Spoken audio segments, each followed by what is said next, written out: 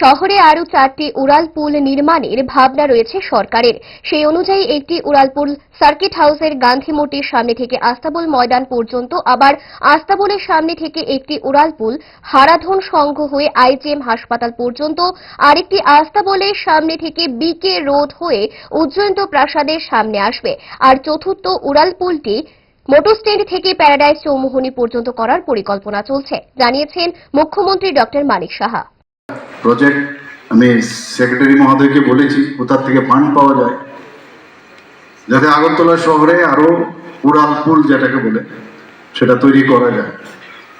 একটা আমাদের যে প্ল্যান এখন আছে, কতটুকু হবে সেটা যখন হবে তখন বোঝা যাবে।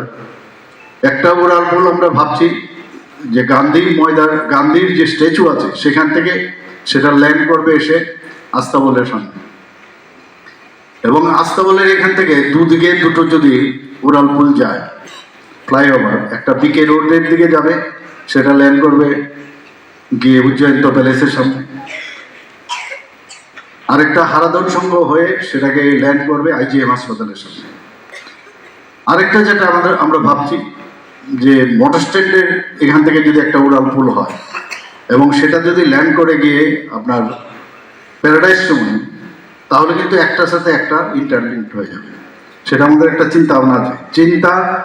আমি দেখেছি আমাদের অফিসারদের চিন্তা করলাম সাথে সাথে কাজও কিন্তু শুরু করে দেয়। এর মধ্যে অনেক ওনারা আমাদের কাছে প্রেজেন্টেশনও দিয়েছে।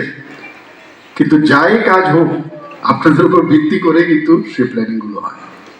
ইচ্ছে করে ডায়েটটা ভুলে রোলটা ফুচকাটা খেতে, কিন্তু মনে রাখতে হবে 5 দশক ধরে গ্যাস অম্বল ও পেটের সমস্যার একমাত্র সমাধান গ্যাস নল।